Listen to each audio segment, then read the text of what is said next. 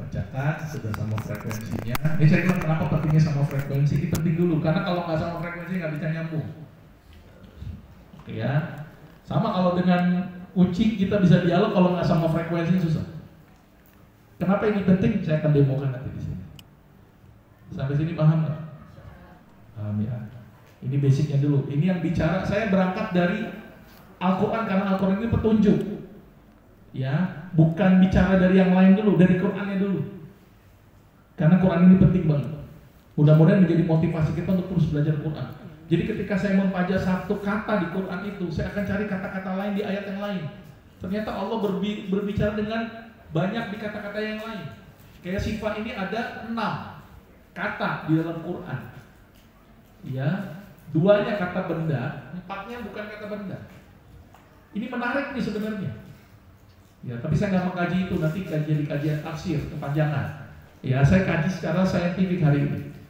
Tapi kalau kita mengkaji tafsir itu aja cukup panjang sekali dengan makna syifa. Gitu ya, oke.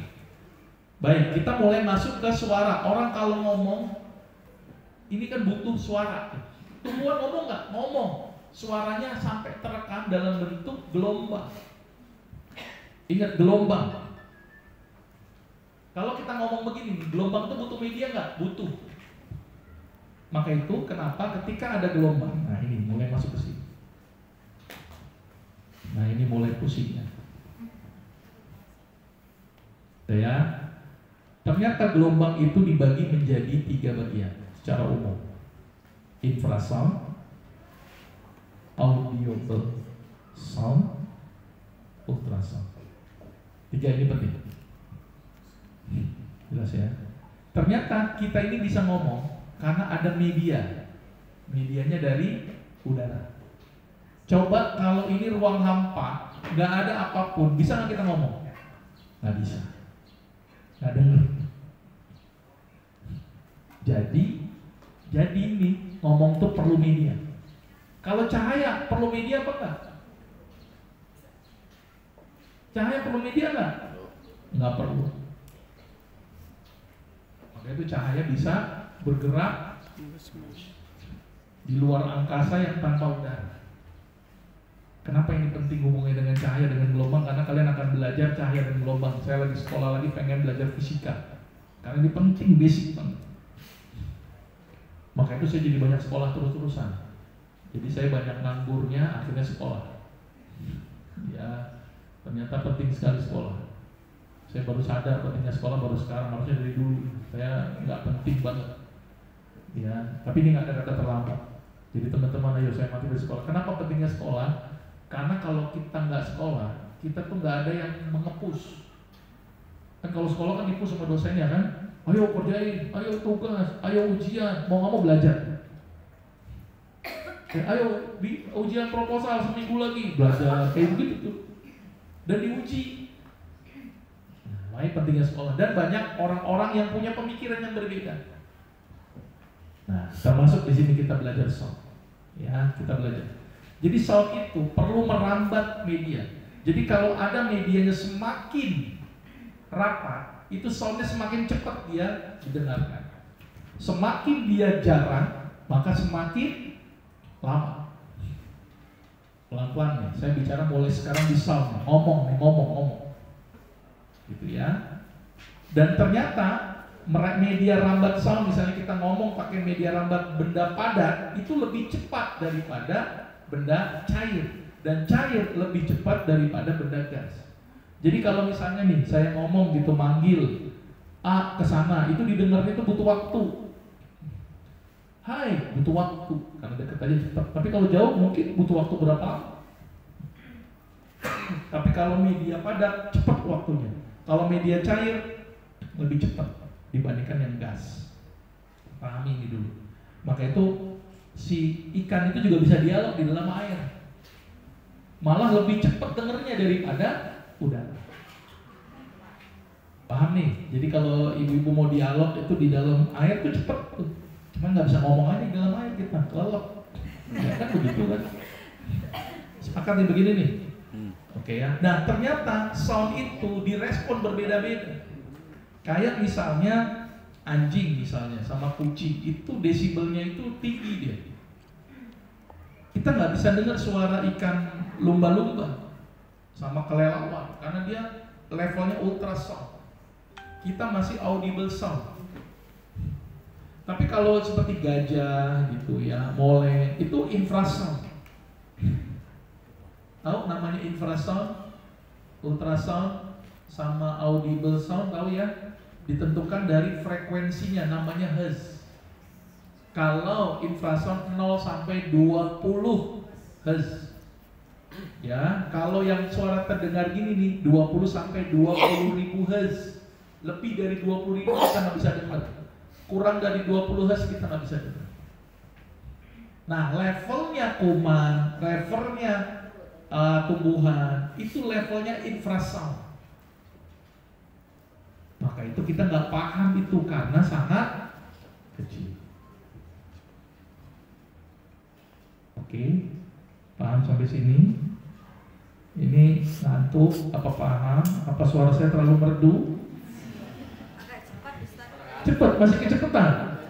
Oh iya, cepetan ya. Ya udah pelan-pelan lagi.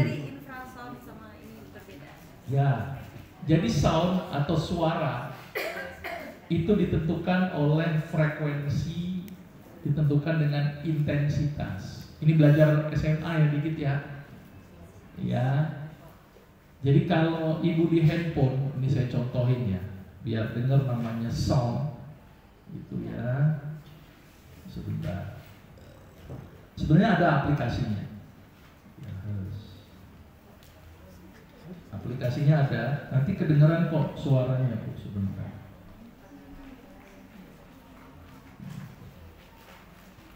Lupa aplikasi. Nah, frekuensi generator, Ibu download. Ini contoh ya. Ini namanya frekuensi generator. Jadi kita bisa menentukan Hz-nya berapa. Ini contoh saya setelkan 344 Hz misalnya.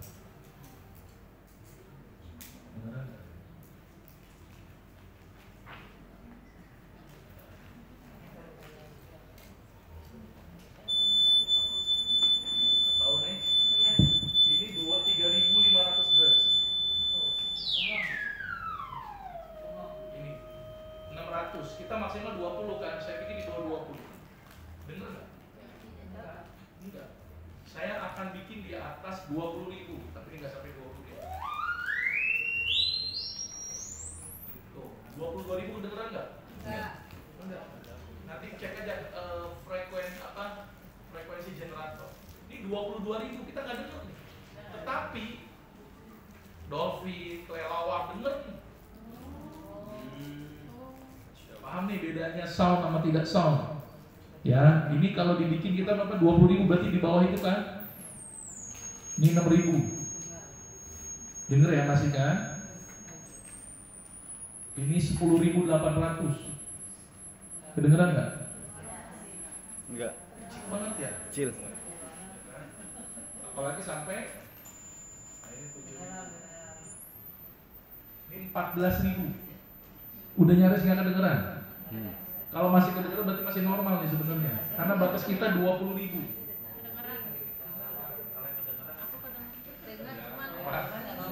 Nah kalau sudah 22.000 ini pasti nggak kedengeran. Ya.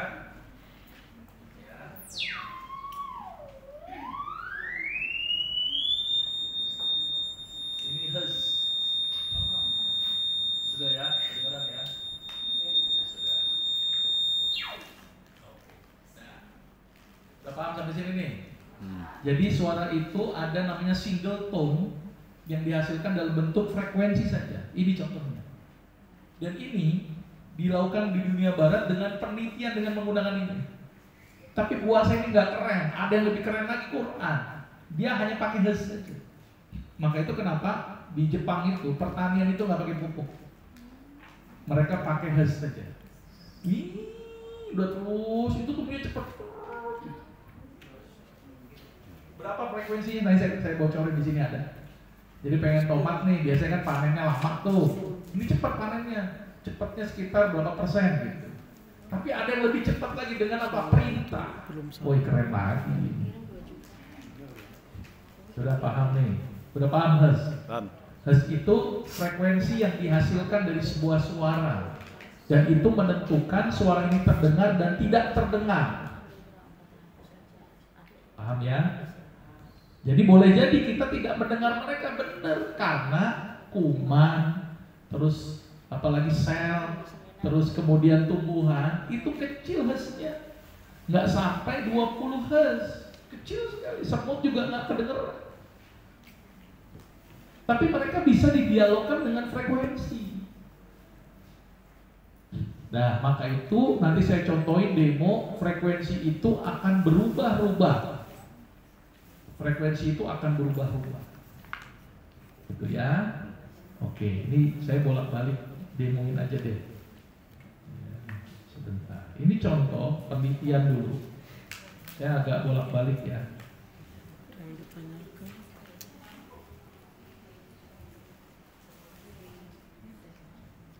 Kita lihat ini eksperimental dulu. Kita lihat ya, ini frekuensi itu ternyata nggak kelihatan di situ ya. Sorry. Nggak kelihatan ya.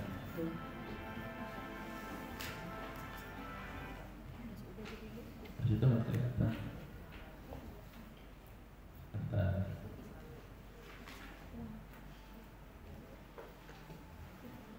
Saya akan bolak-balik ya. Sudah kelihatan belum? Oke.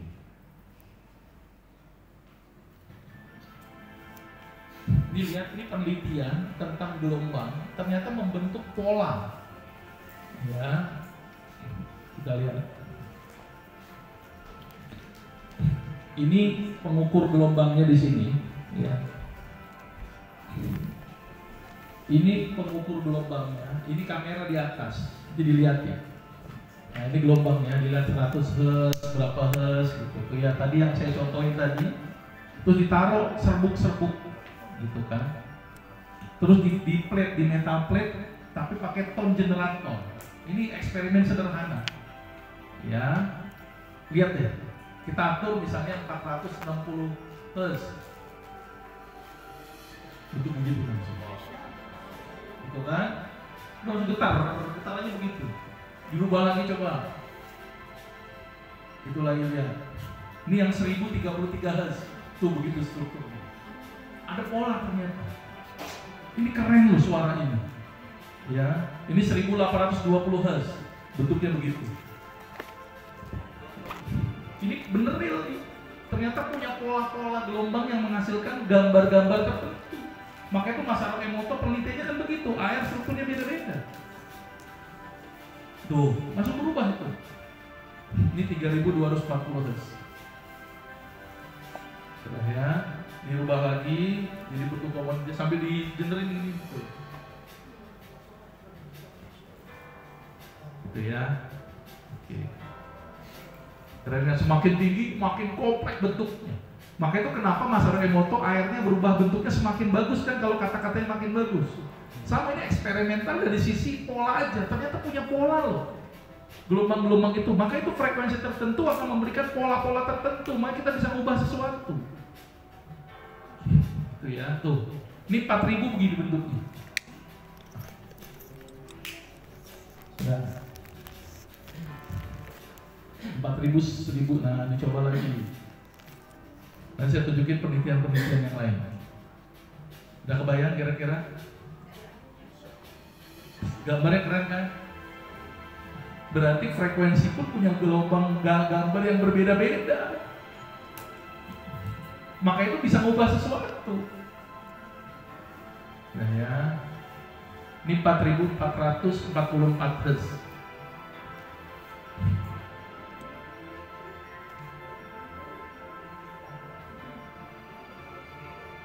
Ya, oke, sudah ya. Ini sampai tertinggi berapa itu makin kompleks. Semakin tinggi semakin kompleks. Nah, sudah paham ya. Nah terus gelombang pun akan berespon ketika satu frekuensi. Ini saya demoin lagi.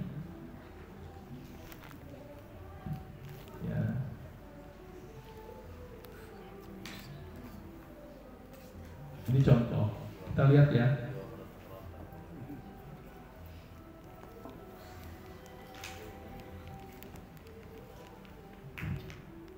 Kelihatan ya?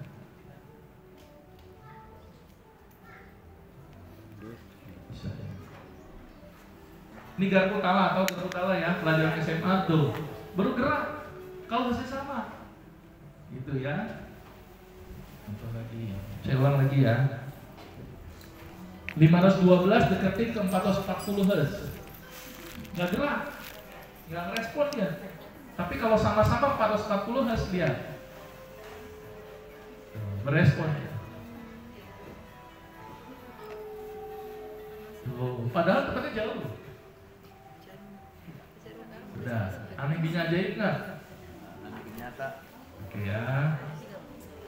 Sudah. Ini contohnya lagi. Saya banyak kasih contoh dulu ya. Karena bentar, saya lupa. Nah ini juga contohnya. Contoh ya. Ini 260 Hz. Garpu tala. Ya, deketin ke situ. Kan dia pasti gerak kan? Kalau diketok pasti gerak kan? Ya, sudah stop. Garpu tala lagi yang lain, tapi tidak 260 Hz. Ditambahin sesuatu di depannya, itu 240. Lihat, nyambung nggak? Nggak nyambung kan? Dicoba yang sama, jadi 260. Sama-sama 260 Hz. Gerak kan? Padahal jarak jauh kan?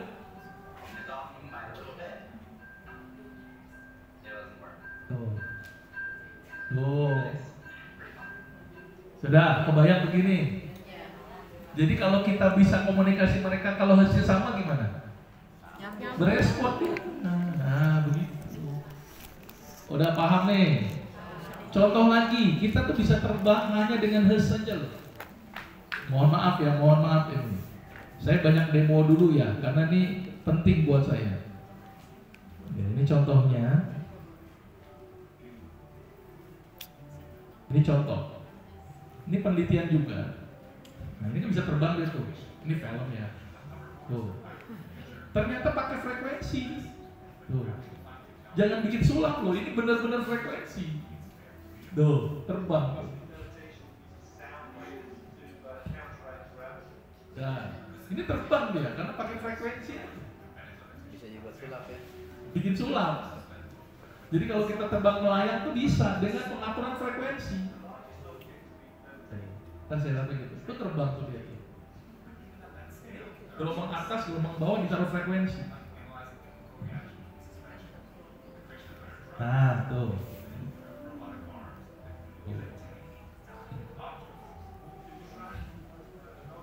Bahkan tidak hanya benda padat, cair pun bisa terbang. Nah, ini contohnya nih. Iya. Tuh, air bisa tuh. Gravitasi bisa direduksi dengan frekuensi.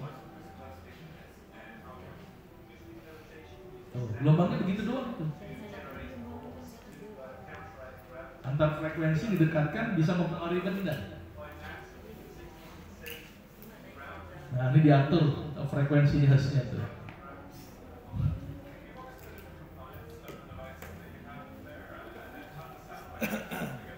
Ya udah ya. Ini contoh-contohnya aja ya. Sebenarnya masih banyak lagi saya mau memberikan contoh tentang itu apa? Frekuensi.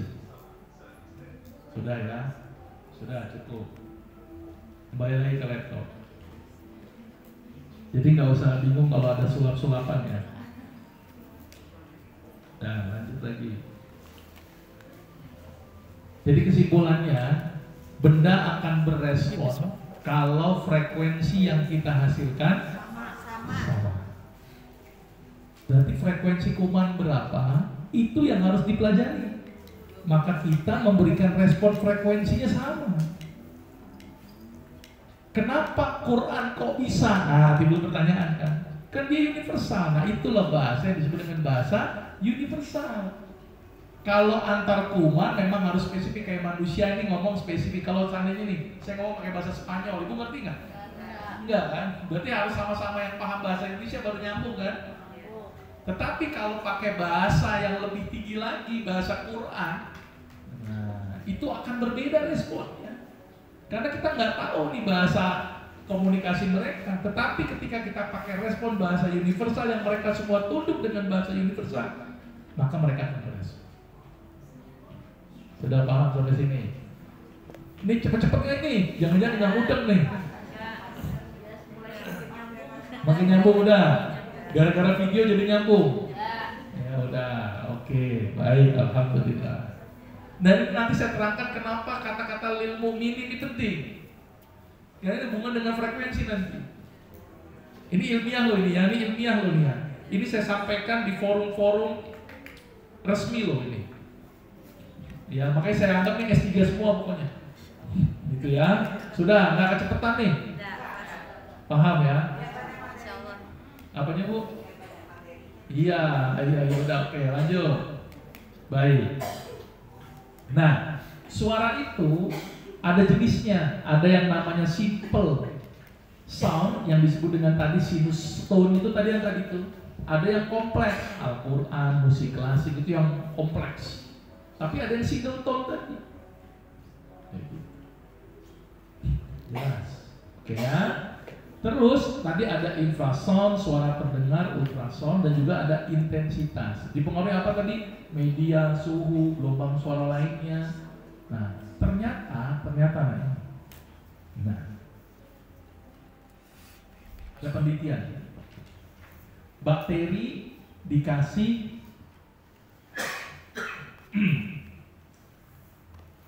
frekuensinya 432 Hz.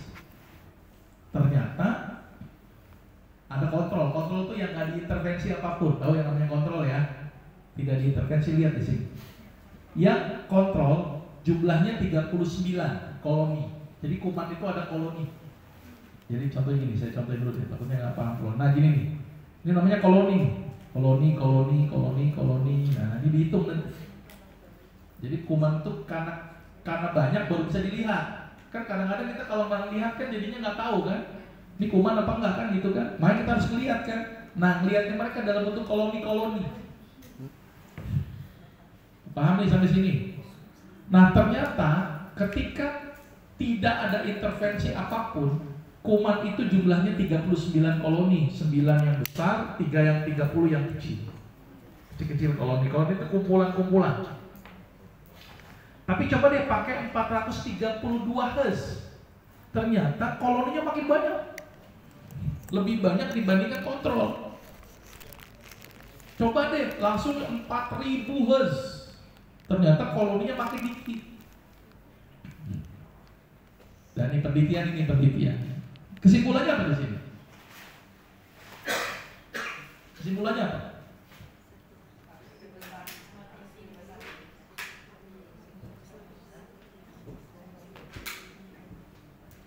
Makin rendah Hz-nya, koloni bisa tumbuh.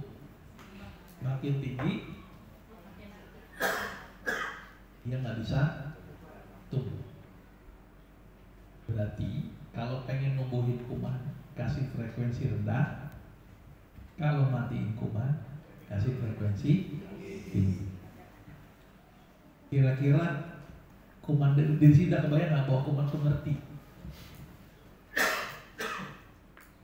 Ketika ngomongnya rendah gitu kan, dia tumbuh. Kalau yang tinggi langsung turun, nggak tumbuh. Berarti kita bisa komunikasi dengan kuman melalui frekuensi sound.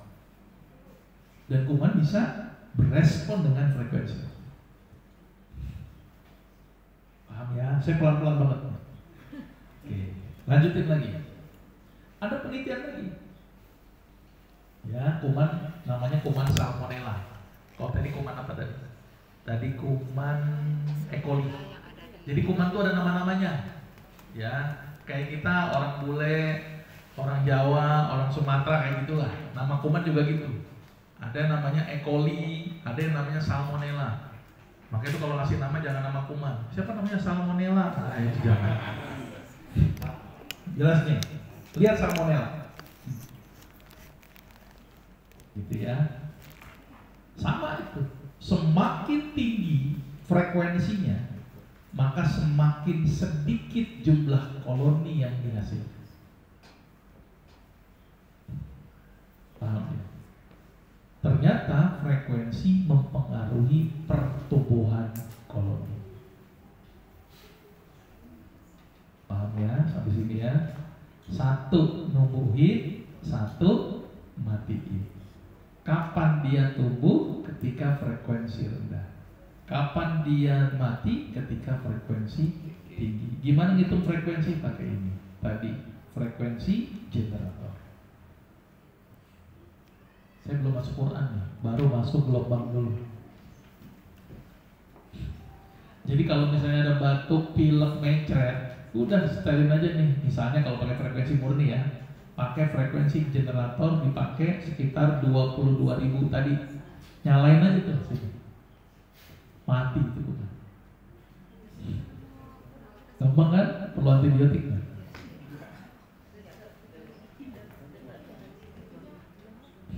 Nah, bagaimana dengan sel? Nah, itu yang harus kita bahas. Nama aplikasinya? Ini frekuensi generator. Frekuensi generator. Tapi ini levelnya masih rendah nih, levelnya lebih tinggi Quran aja nanti, saya terangin nanti. Siap. Ya, ini baru level rendah aja frekuensi. Makanya kenapa orang bisa nyembuhin? Tulis aja dulu. Udah, telepon saya sini deh, setel dah. Itu bisa nyembuhin dari jarak jauh, itu karena hubungan dengan frekuensi nanti. Jelas ya? Ini namanya frekuensi generator. Download aja kok, ada kok. Frekuensi generator. Ya. Jadi kalau misalnya nyetel Bapak tadi nih, ukurannya berapa nih? 100 Hz. Ini tumbuh ini 100 Hz nih. Nah, ini 100. Nggak kedengeran ya tapi. Ini tumbuh. Tapi juga ada yang mati. Kalau 5.000 takutnya masih bisa tumbuh. Tapi kalau sudah sampai 22.000 mati nih kuman. Ya, jumlahnya makin sedikit. Ini 80.000 cuma 7,9 koloni. Deketin sini misalnya. Ini kumannya berespon. Kan kuman hidupnya berapa jam masa inkubasinya? 24 jam. Maka ketika kita taruh di sini 24 jam, kuman akan berespon. Sel pun juga berespon. Ini saya setel 22.000 Hz. Kalau yang ini bisa tumbuh. Ini masih bisa tumbuh. Ya. Nah, ini 22 Hz, nggak kedengeran, nggak berisik sama tetangga, kuman mati. 2.220.000. Ya, kenapa Bu? Yang mana? Frekuensi generator. Ya kan banyak nih. Yang gambarnya gelombang begini nih. Yang kan? Sound generator. Frekuensi sound generator ya? Iya, coba gambarnya yang bentuk begini. Banyak soalnya saya. Banyak. Ya udah salah satu aja download. Nah, yang warnanya putih, tengahnya biru, terus tengahnya lagi ada gambar gelombang gitu. Ini kan Mbak. Ya. Iya benar. Sudah. Langsung pakai aplikasi ya. Nanti nyoba di rumah pakai ituan aja, kacang hijau. Nah, itu Bu, biar kita buktikan. Pakai frekuensi generator, taruh sebelahnya, nanti lihat tumbuhnya. Kacang hijau berapa Pak? Ya kayak praktikum waktu kita SMP, tau nggak? Pakai kapas, taruh, ntar dia tumbuh. Bandingin dengan frekuensi berapa, itu akan beda-beda pertumbuhannya. Yang jadi toge pokoknya lah, intinya begitulah. Nah, itu ternyata bisa mempengaruhi pertumbuhan. Nanti bandingin frekuensi berapa dengan frekuensi berapa. Ya udah, prakteknya nanti aja. Sabar. Nanti banyak kuman masuk. Sudah ya, jelas ya. Jadi kalau di sini nanti ada kelelawar, dia langsung berespon. Ya, kalau kuman rendah, dia berespon. Betul, kalau ya? Walet juga bisa. Iya. Bisa ya. Paham sampai sini? Kira-kira udah paham banget nih. Ini udah S3 loh, saya anggap. Udah ya. Baik. Lanjut lagi. Luar biasa. Penelitiannya banyak nggak? Oh, banyak banget. Ini bicara kuman ya. Lihat. Ini penelitian pertama, De Silva. Ya. Infrason pada frekuensi 10 dan 15 Hz terjadi peningkatan jumlah koloni. Sedangkan yang 5 sampai 20 Hz terjadi penurunan jumlah koloni. Sedangkan yang levelnya ultrasound itu terjadi penurunan koloni. Sudah ya, penelitian pertama tahun 2019. Ini penelitiannya terbaru semua nih saya ambil 10 tahun terakhir. Ini penelitian yang lain juga begitu juga. Ya, cuman ada yang musik klasik dicoba.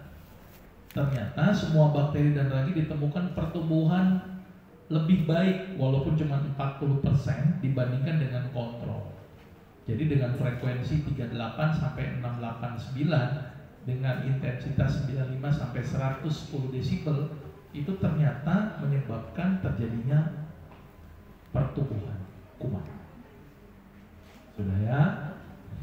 Tapi ada juga penelitian nih, pembacaan surat Al-Fatihah dengan intensitas 90 desibel ternyata apa? Lihat.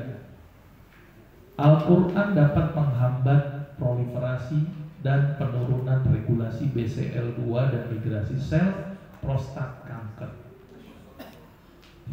Berarti bagus nih Quran.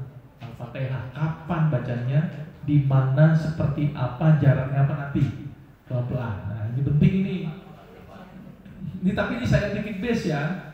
Saya harus bicara scientific base. Karena bahasa buat mereka itu bahasa yang universal dan bisa disuruh loh, ingat. Sebenarnya kalau kita bikin kita sehat sebenarnya bisa loh kalau kita nyuruh badan kita sendiri. Cuma kita nggak tahu frekuensi mereka dan nggak bisa nyuruhnya. Gimana mau nyuruh, mereka nggak percaya sama kita. Gimana mau percaya, kita maksiat terus misalnya begitu. Makanya itu rahasia mau sehat sederhana, ikutin aja Rasulullah. Jadilah orang-orang yang baik, orang-orang yang tidak banyak maksiat. Semakin rendah mati itu. Makanya itu kalau mungkin ya mohon maaf nih, saya pernah Kalau tinggi nggak ada. ketemu. Ini saya cerita sedikit. Tarekat. Ini mungkin ada yang ikut tarekat atau enggak, tapi ini real. Ya, ada satu tarekat nama tarekat Nahsabandiyah. Pernah dengar? Ya, dia ngasih saya minyak. Dok, saya kasih minyak. Ini pembelajaran ke saya. Dokter setiap hari ambil minyak itu sesendok, nggak usah lebih ya. Minyak itu nggak habis-habis. Wah keren banget ini. Boleh saya ambil. Dan bener nggak habis-habis. Kira-kira itu mistik apa scientific? Gimana coba logikanya? Kok minyak diambil nggak habis-habis?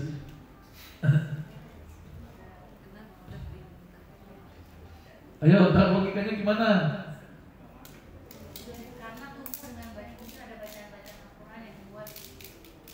Membuat apa? Ada baca-bacaannya kok. Dia udah ngasih ke saya minyak nih, udah saya taruh. Setiap hari saya ambil sendok. Nggak baca-baca. Nggak habis-habis tuh. Kenapa dia bisa tumbuh terus-menerus? Saya bikinnya dulu begitu kan. Wah ini penting nih, hebat banget nih, tarekatnya keren ini saya bilang. Ya kan? Ya udah saya cari jurnal dong. Saya kan akademisi dong. Ya kan, harus scientific base. Saya cari. Oh pantesan bisa. Saya baru tahu. Rahasianya sederhana. Di situ ada makhluk hidupnya. Ternyata di situ ada kumannya.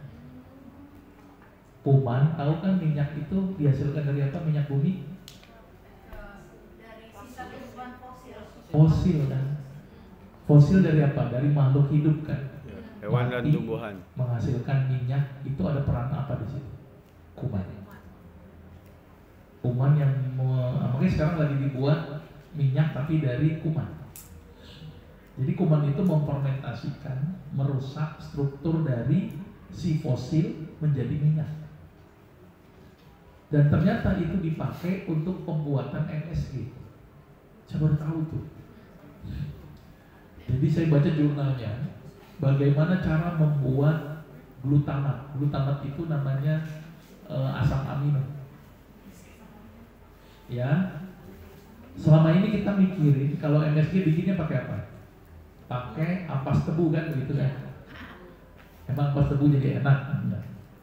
Ternyata ditambahkan kuman namanya Corynebacterium dimasukin di situ. Terus kemudian kuman itu menghasilkan asam amino namanya glutamat. Glutamat itu temuin dengan sodium dengan garam menghasilkan yang namanya monosodium glutamat. Dan kenapa harganya murah? Karena kumannya menghasilkan terus-terusan nggak pernah berhenti. Maka itu MSG murah banget. Paham? Karena cuma dikasih ituan doang dia, kasih ampas tebu, udah dia fermentasi menghasilkan glutamat, asam amino yang dihasilkan oleh kuman. Sedangkan kuman kan tumbuh terus dia, tumbuh. Keren banget. Maka itu MSG itu murah harganya, nggak mahal. Yang mahal tuh ilmunya sebenarnya. Dan rasanya enak banget MSG itu, karena ada glutamat. Glutamat itu yang bikin enak. Glutamat itu komponen terkecil daripada asam amino. Asam amino itu komponen itu dari protein. Tahu protein kan? Ada ayam, ada daging, ada telur. Kalau dipecah-pecah menjadi yang namanya asam amino. Sudah paham sampai sini?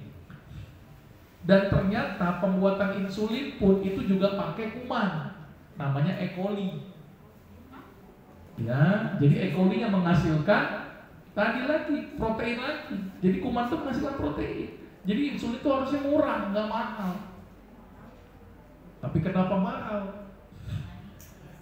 Nah, ya banyak faktor. Jelas ya? Paham? Oh ternyata begitu. Jadi kalau ibu pengen punya minyak nggak habis-habis ya taruh kuman di sana. Maka itu sekarang banyak teknologi ngembangin kuman. Karena makhluk hidup yang dia terus berkembang biak, cuma dikasih makannya sedikit. Ya, saya bikin kompos aja supaya cepat. Itu saya cuma pakai apa? Pakai kuman. Kuman apa? Dari usus sapi sama usus ayam kan saya kerok. Itu kan ada kumannya. Saya taruh media, saya kasih makanan gula, tumbuh dia cepat jadinya. Itu kalau mau main kuman. Tapi levelnya kita nggak itu. Itu level kecil.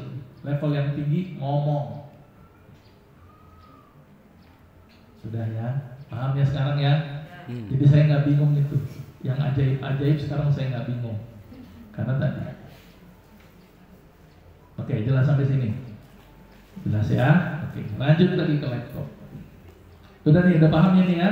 Ternyata pembacaan surat Al-Fatihah pun juga menyebabkan, lihat di sini, sel HeLa juga mengalami proses penurunan. Berarti kanker bagus nggak dengan Quran? Oh bagus banget. Nanti mekanismenya pelan-pelan ya. Terus kemudian sel kondrosit. Nah ini hebatnya Quran. Sel kondrosit dibacakan Al-Fatihah malah tumbuh. Lah, sel kanker mati, sel biasa tumbuh. Berarti kesimpulannya apa? Qurannya sama Al-Fatihah, tapi kenapa respon selnya berbeda-beda? Nah, ternyata sel itu bisa merespon ketika dia jadi jelek, dia berubah menjadi baik, dan ketika baik dia bisa tumbuh menjadi baik. Jadi kenapa pakai Quran? Karena ini bahasa universal buat mereka. Makanya kalau ada orang yang dibacakan Quran gak diem kebangetan, ini kuman aja itu merespon kapan dia harus bunuh diri, kapan dia harus berkembang. Quran. Dan ini penelitiannya surat Al-Fatihah berdasarkan hadisnya. Sudah paham sampai sini? Oke, lanjut. Ini sel ituan kanker darah, gitu ya. Tapi ini nggak pakai Quran, dia pakai frekuensi. Ternyata menyebabkan kerusakan DNA. Ya jelas ya. Oke. Nah, akhirnya saya melakukan penelitian sendiri. Meneliti ini.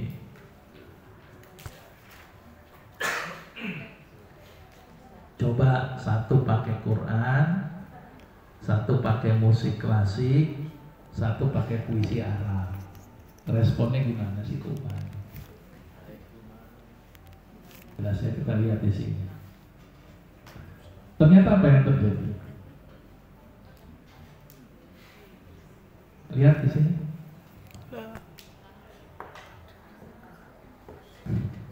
Ternyata tadi kan kita mikirnya apa tadi Kuman? Nih, dengar baik-baik nih. Tadi kalau frekuensi rendah, kuman tumbuh, frekuensi tinggi, kuman mati. Itu level baru frekuensi. Tapi ketika Quran yang dibacakan tidak bermain frekuensi, apa yang terjadi? Lihat di sini. Yang dibaca Quran gimana? Sedikit. Berarti kesimpulannya apa di sini? Kuman paham kapan harus dia mati, kapan harus dia tumbuh. Sel paham kapan harus dia tumbuh, kapan harus dia mati. Dan ternyata ini juga dipengaruhi oleh siapa yang membacanya. Keren banget. Saya teliti Al-Quran surat Al-Fatihah yang dibacakan oleh, mohon maaf, saya milih Misyari Rasid. Misyari Rasid, saya kenapa milihnya? Karena saya juga bandingkan dengan beberapa qori yang lain. Ada Muzammil Hasbalah, gitu kan. Saya coba dibandingin. Ya, tapi saya pilih yang itu. Oke ya. Ternyata beresponnya luar biasa berbeda. Yang penting adalah bagaimana membacanya dengan makhraj dan tajwid yang benar. Dan siapa yang membacakannya ini penting. Saya pernah baca, bandingin juga di penelitian lain. Orang Kristen baca Quran sama orang Islam baca Quran, responnya berbeda. Berarti tergantung siapa yang baca. Tingkat keimanan. Nah, benar. Bahkan saya coba tadi Muzammil sama Misyari, beda sih. Jadi sebenarnya gampang loh ngecek nih kita bagus apa enggak. Bacain aja ke kuman, kumannya nurut apa enggak. Jelas ya. Ternyata kuman tidak hanya ansih oleh frekuensi tadi yang kita coba, tetapi kuman juga paham apa yang kita berikan. Berarti kan saya patahkan tuh penelitian sebelumnya nggak pakai frekuensi. Ternyata dari kepahaman, jadi kuman itu makhluk Allah yang pintar dan cerdas. Dia ngerti kapan harus berbuat, harus dia mati, kapan harus dia tumbuh. Itulah hebatnya Quran. Jadi bahasa yang sifatnya universal. Nah, kok bisa gitu ya dok ya? Kenapa? Ayo kita belajar secara detail kuman secara molekuler. Sudah, ini udah capek atau belum nih? Belum. Iya, soalnya kalau nggak pelan-pelan begini, pasti nggak pada paham pelan-pelan aja. Kenapa saya nggak usah banyak-banyak? Paham dulu. Paham ya? Sudah, ini urut. Nah, coba kita lihat di sini. Ternyata musik klasik yang kita elu-elukan memang turun hukumannya bagus tuh. Tetapi ketika kita bandingkan dengan Quran, puisi Arab, ya, nah ini ternyata berespon berbeda, gitu ya. Oke, ini mohon maaf nanti kalau ada video jangan disebarluaskan, karena ini bicara masalah agama loh. Nanti saya akan dapat serangan habis-habisan. Mohon ya, yang rekam hanya untuk kepentingan pribadi saja. Nanti gini. Amanat ya, karena ini masalahnya kan nanti kan kenapa saya begini?